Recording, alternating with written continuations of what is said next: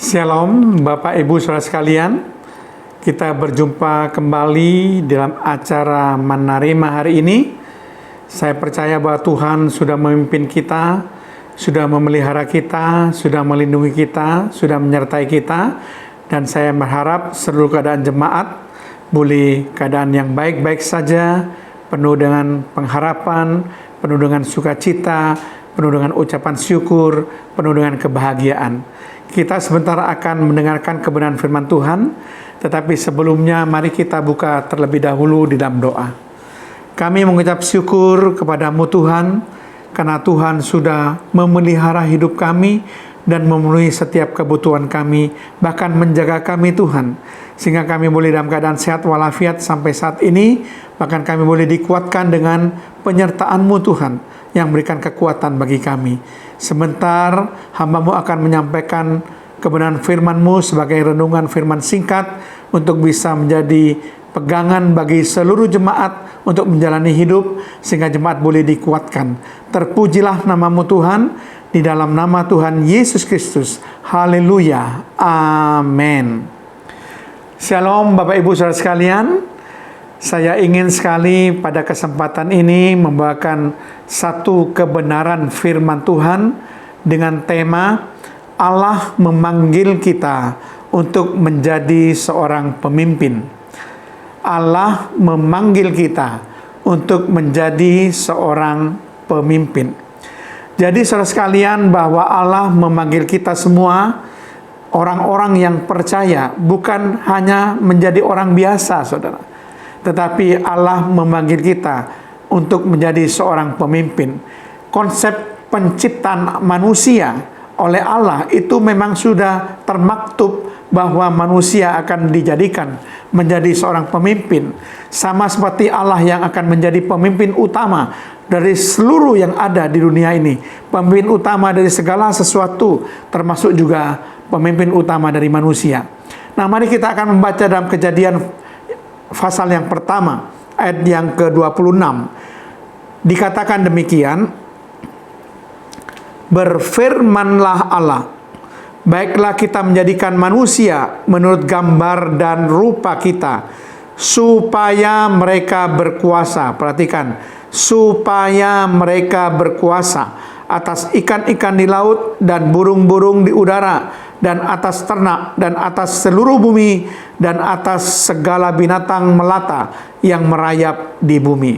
Nah, saudara perhatikan baik-baik di sini bahwa ketika Allah menciptakan manusia, dikatakan aku menciptakan, kita menciptakan, bukan aku tetapi kita, ini merupakan Allah Tritunggal. Kita menciptakan atau menjadikan manusia menurut gambar dan rupa kita. Jadi sejalan dengan Tuhan sendiri, Allah Tritunggal yang merupakan pemimpin utama, dikatakan menurut gambar dan rupa kita, kita juga akan dijadikan seorang pemimpin. Dan ditegaskan lagi dengan perkataan supaya mereka berkuasa. Nah, kata supaya mereka berkuasa itu mengidentikan dengan fungsi sebagai seorang pemimpin yang memegang kekuasaan, saudara. Bahkan ini diulangi lagi dalam ayat yang ke-28 dalam Kejadian pasal yang pertama. Allah memberkati mereka, lalu Allah berfirman kepada mereka, beranak cuculah dan bertambah banyak, penuhilah bumi dan taklukkanlah itu, berkuasalah atas ikan-ikan di laut dan burung-burung di udara, dan atas segala binatang yang merayap di bumi. Perhatikan kata-kata taklukkanlah itu dan berkuasalah. Nah, ini berbicara tentang fungsi pemimpin, saudara. Jadi sejak penciptaan Allah sudah menggrand design, punya rencana yang besar untuk menjadikan anak-anaknya, orang-orang percaya itu menjadi seorang pemimpin. Allah adalah sang pemimpin utama, dan Ia memanggil setiap orang percaya untuk menjadi seorang pemimpin. Kalau saya perhatikan, ini adalah pola konsisten yang dipakai oleh Allah setiap kali Allah ingin merencanakan pekerjaannya. Ini pola konsisten. Allah selalu memanggil seorang pemimpin. Allah tidak memanggil orang banyak, tetapi Allah memanggil seorang pemimpin untuk melakukan segala pekerjaannya. Kalau saudara perhatikan kisah-kisah yang ada di dalam Alkitab meneguhkan bahwa ini adalah pola konsisten Allah. Setiap kali Allah merencanakan suatu pekerjaan, Dia selalu memanggil seorang pemimpin. Sebagai contoh, ketika Allah memutuskan untuk membangkitkan suatu bangsa baginya, Ia memanggil Abraham. Abraham sebagai bapa segala bangsa. Jadi Allah tidak memanggil kelompok, tetapi Allah memanggil Abraham untuk mewujudkan apa yang menjadi kerinduan Allah untuk membangkitkan suatu bangsa baginya. Sehingga Abraham dikenal sebagai bapa segala bangsa, saudara. Demikian juga contoh yang kedua, misalnya ketika Allah ingin membawa bangsa Israel keluar dari perbudakan Mesir, maka Ia juga memanggil seorang pemimpin yang bernama Musa. Allah tidak memanggil orang banyak, saudara. Allah ingin merencanakan rencananya melepaskan umatnya dari perbudakan Mesir, maka Ia memanggil Musa, seorang pemimpin yang Dia panggil untuk memimpin bangsa Israel keluar dari Mesir. Contoh yang ketiga untuk meyakinkan saudara bahwa ini pola konsisten Allah, bahwa Allah selalu memanggil seorang pemimpin.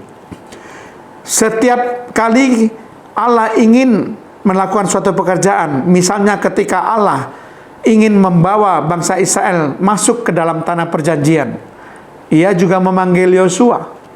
Yosua adalah abdi Musa yang dipersiapkan oleh Musa untuk menjadi pemimpin yang menggantikan dia.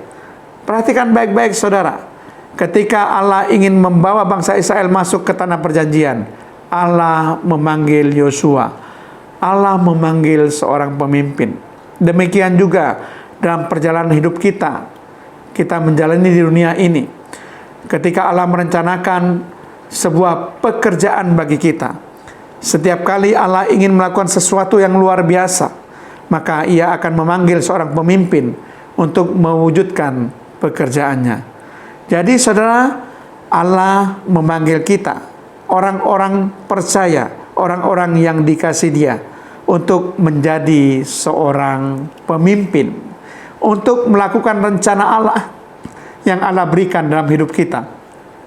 Allah punya rencana besar dalam hidup saudara, dan Allah memanggil saudara untuk menjadi pemimpin, bukan menjadi pengikut, untuk menjadi seorang pemimpin. Amin. Mari kita tutup dalam doa.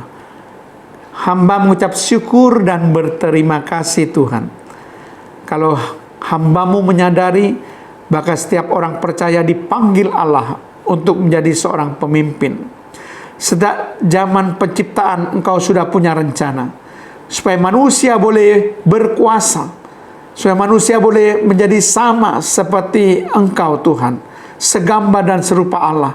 Kalau Tuhan sendiri adalah sang pemimpin utama, maka kami juga dipanggil menjadi seorang pemimpin, karena kami adalah gambar dan rupa Allah, supaya kami punya keyakinan bahwa kami diciptakan untuk menjadi seorang pemimpin, bukan menjadi seorang pengikut, untuk melakukan karya-karya besar, untuk melakukan hal-hal yang luar biasa, karena Allah memanggil kami menjadi pemimpin. Terima kasih Tuhan Yesus. Haleluya. Dalam nama Tuhan Yesus Kristus. Amin.